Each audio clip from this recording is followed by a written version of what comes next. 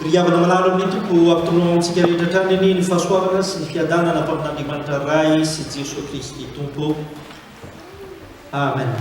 Amin'ity riavako dia mbola aloha hevitra hoe saia mitorony fahamarinana trany no ifampizarantsika ao anatin'izao tenin'Andriamanitra izao.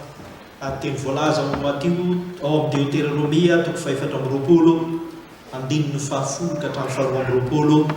no angalatsika ny fampianarana amin'izany. Fa raha ny tsara sy nanaraka tsara ny famaky ny perikop antsika dia ny texte anankitelo teo isika riavako tamin'ny ity dia mahatsiaro isika fa saika mitaona ny mpino ay anatin'ny hafa avokoa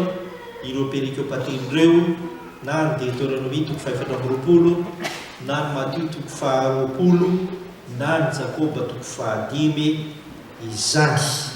Fa ny zavatra lohaitsika amin'ny ity riavako dia izao: miangavy antsika ireo soratra masina ireo, ary indrindra ao amin'ny Deutéronomia toko 4:20 voalaza teo, miangavy antsika mba hananantsika toetra ray mampiavaka antsika, toetra ny maha olo maro rehefa sendra manampy isika ny olona manana olana eo amin'ny fiainana. Riavana malala indretra misy toetra telo ifampizarako aminao araka ny fanambarako araka izany. Ny voalohany indrindra riavana dia izao: raha olo marina isika ka manampy ny hafa dia izao, aza mba manendry Jesy eo amin'ny fiainana, aza mba manenjika an'izay averina fa resina ny sahirana eo amin'ny fiainana. Voalaza ao amin'ny Deutéronomie toko 4:20 andininy 10 ka hatramin'ny 13 zany. Mazava tsara ny voalaza ao riavana fa izao mba tombo sambotra ny olona anankiray dia manana fahasahiranana izy zay, ary aza enjehana amin'izany izy ozy ny soratra masina. Ny faharoa riavana dia izao: raha manana mpisamborona ianao ny soratra masina ao amin'ny 1:10 sy 1:20 io dia aza tanarahana anaovana tsojay amin'izany ny tsy manana ka misambotra aminao fa fahamarinana ny fanaovanao an'izany raha toa ka tsy manaraka azy na maninjika azo amin'izany ianao. Hoy ny 10:10 aza miditra ao an-tranony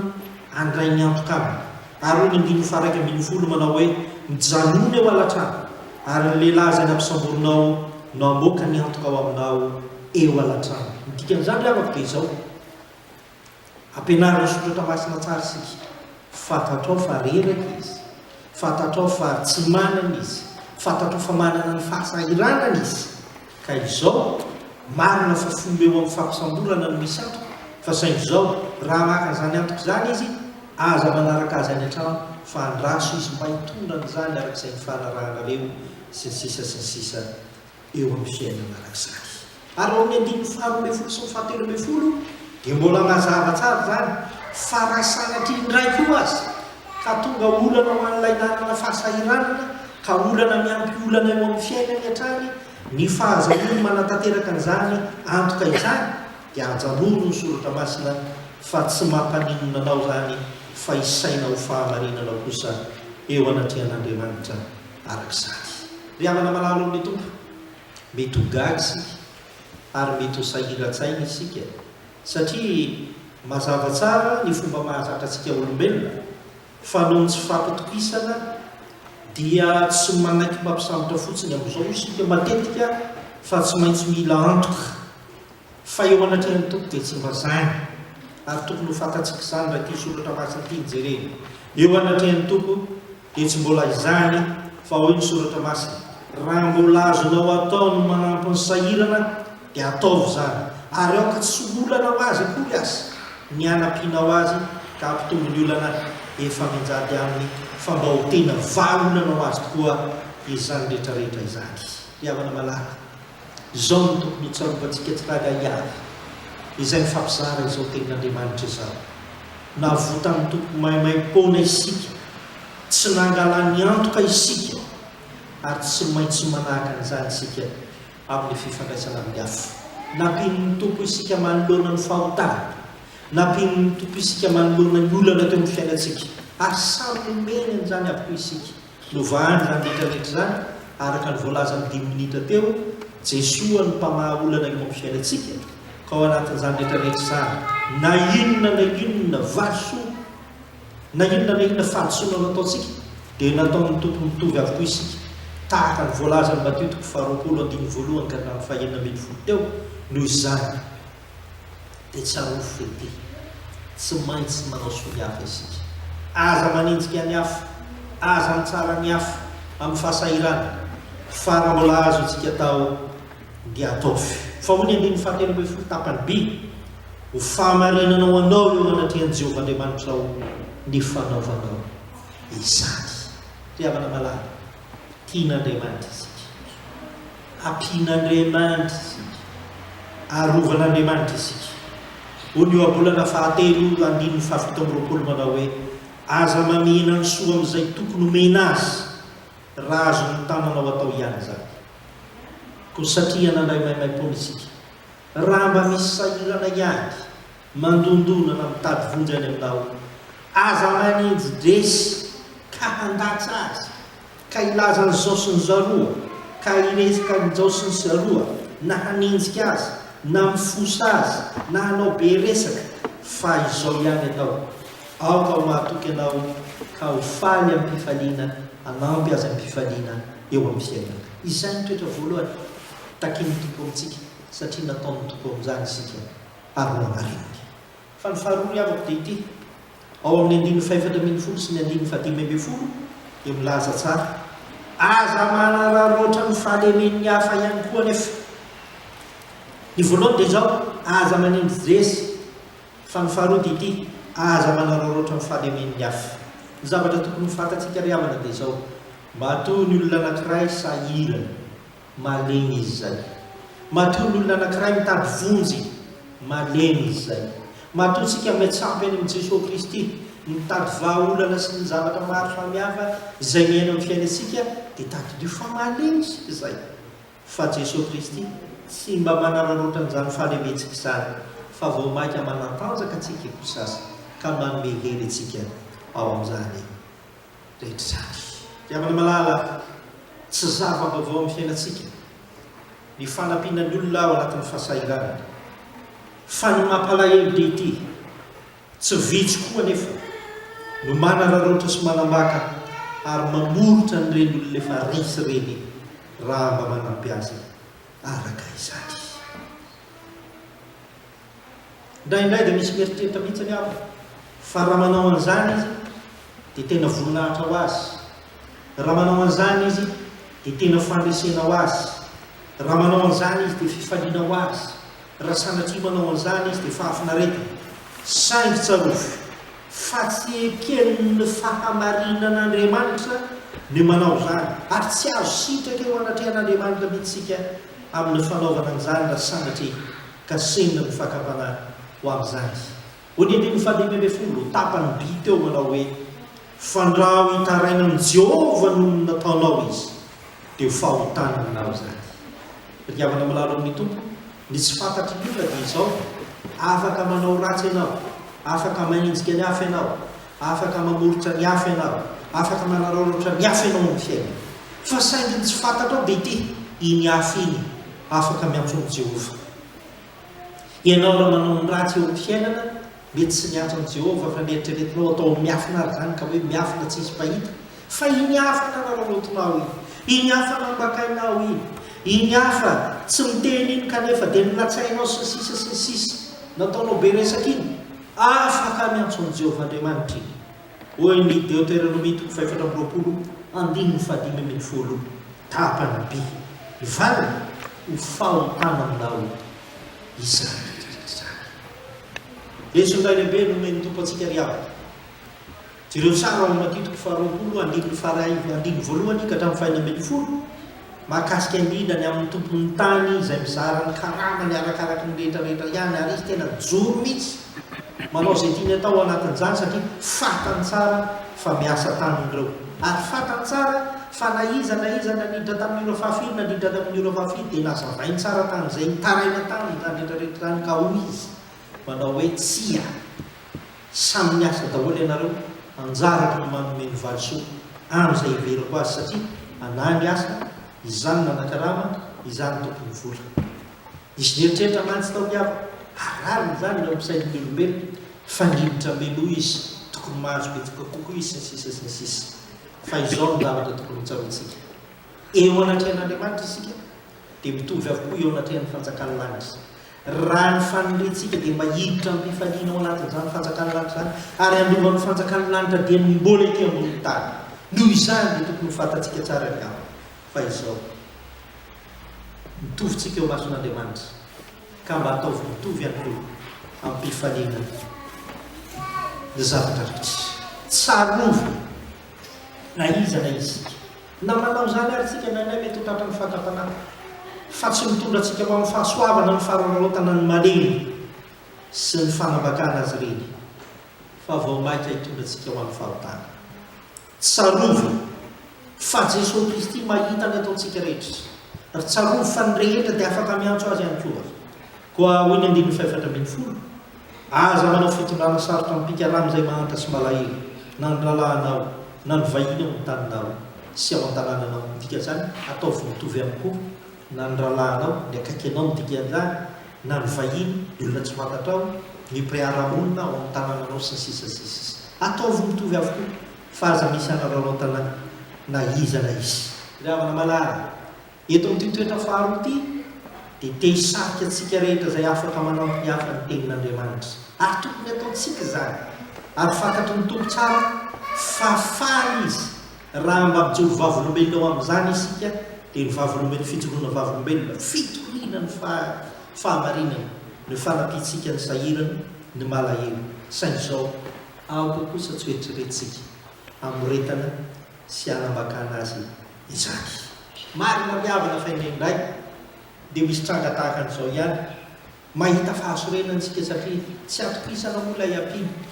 ary indraindray aza ilay ampina mihitsy ho isika no tsy mba mipitrapitra fa atao mivandravandra eo amin'ny fiainana ka tsy tianao tsoa isika sy ny sisa fa saingy aza atao mahakino ny tranga-javatra tahaka izany fa raha mbola afaka manampy isika dia manapia mipahatsorana sy ampitiavana fa aza manao lorotra azy reny fa izao ny zavatra tokony hofantatsika ry aminy na izy ampina na ianao manampy dia samy hitan'Andriamanitra avokoa izay ataontsika rehetrarehetra ao anatin'izany rehetrarehetra zany fa sain'izao sao dia ny rasy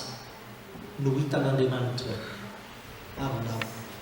dia ny manararoatra azy koa aoka isika tsy hokivy ihany koa na indrindra fa na dia manararoatra anao koa azy izy amin'izay fahatsoranao izay hitan'Andriamanitra avokoa zany ary mbola ho tsarain'Andriamanitra isika rehetra manatin'izany ry amina malala toetra roa zay ny fampizarana tamintsika tamin'ny teny ity ny toetra voalohany dia izao sahy amin'ny toron'ny fahamarina raha mpino marina isika ka manampy ny hafa dia aza mba maninjika azy reny izay verina fahona izy ny faharoa dia izao aoka sy isy mihitsy ny fanararotana azy satria efa malemy izy fa ny fahatelo farany diavana dia izao aza ty tena rehefa manampy ny hafa aza ty tena rehefa manampy ny hafa ny 7:10 ka tamin'ny 9:20 zava-dehibe zany toetra fahatelo zany hafa ary zava-dehibe zany matetika dia tsy zovona noho ny tena izay vonitsinjo ny hafa fomba n'olombelona zany ary tsy manao an'izany jereo ianany asy sy safira vao ny fampizarana tamintsika tamin'ny herinandro lasa nanao an'izany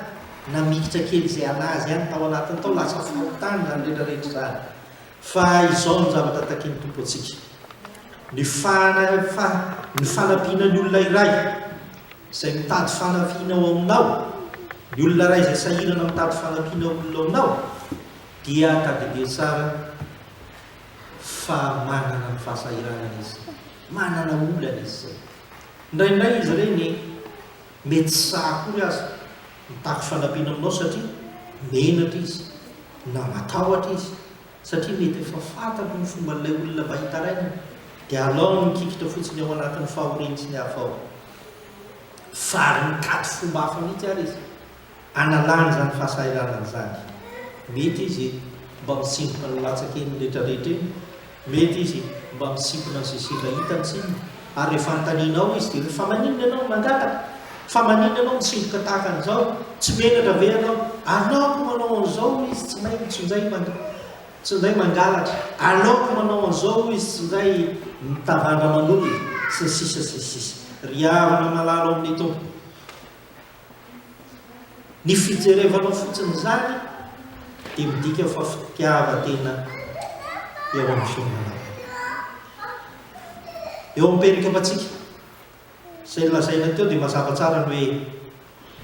ao amin'ny andininy 7 ka hatramin'ny 8 aza miverina maka ny amboarambary adino any an-tsaka, na mitsipona ny voaloliva latsaka, na mitsipona ny sisa maloboka sy ny sisa sy ny sisa, fa mba misy ihany vahiny, misy ihany kanoty, misy mpitondra tena mba mila ny zaky. Dikan'izany afaka dia izao marina fa anao iny fa saingy aza dia manao an'izany ny soratra masina fa raha vatikitsika aza tia tena loatra isika ka hifikitra amin'ny fahasoavana zay kasitsika, fa izao mba misy ihany azonao zaraina ho amin'ny hafana dia tena zava-dehibe zany. Na dia mba misy latsaka kely na amboaramboary na amboarambary, na mba misy latsaka kely na mivoaloboka, na mba misy latsaka kely na ny olivo, izay tena vokatra sarobidy tokoa tamin'izany fotoana izany, kanefa ny hoy ny soratra masina mba meo an'izay mba mety hitady azy ireny rehetrarehetra izay. Dia hoy ny andininy 7 raha manao zany ianao dia tsarovy fa mba notahiny Jehovah Andriamanitra ao ianao amin'ny asa rehetra atao amin'ny tananao raha manao zany zavatra izany. Ry havana malalo amin'ny tompo, Jehovah Andriamanitra manana ny fahasoavany amin'ny zavatsika rehetra, fa saingy soa mitsarovy sy tady ty raha mba misy omena ny hafa aza ty tena, aza manihana amin'izany fa mba mino ny hafa. Ry havana malalo amin'ny tompo, ao amin'ny Jakoba 5:1 ka hatramin'ny 9 vakina teo dia misy fanamelona mivaivay izay ho an'ny manan-katao sy ny manan-karena. Sao sanatria itsika hieritreritra an'izany, zanga manan-karena, zanga manam-bola, zanga manan'izao, tsy mahakasika azy amin'ny rehetrarehetra izany, fa ny zavatra tokony ho fantatsika diavana dia izao: eo amin'ny olombelona tsirairay dia misy harena miafina tokony anampianao ny hafa. Tokony ho haitsika izany: ny fahendrena, ny fahalelem-panahy, ny fahatsoram-po, ny fahalala-tsaina, ny fahamatorana, ny fiainam-panahy sy ny sisa sy ny sisa, dia tsaroa fa harena avokoa izany rehetrarehetra izany, ary mihoatra ny vola amin'ny karena azy ny sambany eo amin'ny fiainanao. Azo anampiana ny hafa izany, ary azo anampiana azy izany manoloana ny fahasahiranana. Koa tsarovy ry havana fa na ianao mivavaka ny hafa io azy dia efa fanampiana ray ary fomba ray lehibe izay anampiana antsika izany manoloana ny fahasahiranantsika. Tsika kristiana ry havana dia manao an'izany mba ho eto mivavaka e, ary tadio tsara fa tia tenitsika raha manao an'izany. Raha misy olona mitady hitondra antsika mivavaka ka tsy manao izany sika, ary tena fakapanahan'ny kristiana tokoa, fa ho entina mivavaka ianao e, fa tsy manao akory izy. Dia tsarovy tsara ny havako fa fitiavan-tena avokoa izany rehetrarehetra izany, fa tsy mba nanampy azy ary nanadino azy manoloana ny fahasahiranana ianao. Izany rehetrarehetra izany dia matakiny ny tompo amintsika avokoa mba aizantsika manampy ny hafa mba tsy hitena. Tsarovy fa isika olombelona tsy maty ho tirany marina noho ny fahatsotsika, nefa navotany tompo tamin'ny rany ihany isika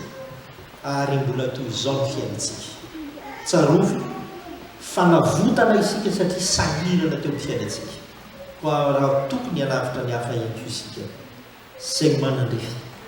mba isika tanterana amin'izy rehetra. Alao re ary hafa, alao hoe fa isika misaotra an'Andriamanitra amin'izay mba ahafahantsika manampy hafa rehetrarehetra. Noho izany fampianarana lehibe dia lehibe tokoa izany izay omeny ny tompo antsika amin'ny an'ity. Sahy mitory ny fahamarina amin'ny fahaizantsika manampy ny manana fahasahiranana manodidina antsika rehetra, satria izany rehetrarehetra izany dia endriky ny fitiavantsika azy ireny, ka tsy hanenjehantsika azy fanampiantsika azy, tsy ho fitiavan-tena antsika fanampiantsika azy, ary tsy fanararotantsika azy, fa tena nampiantsika azy ny mpifaliana sy ny fitiavana. Amen.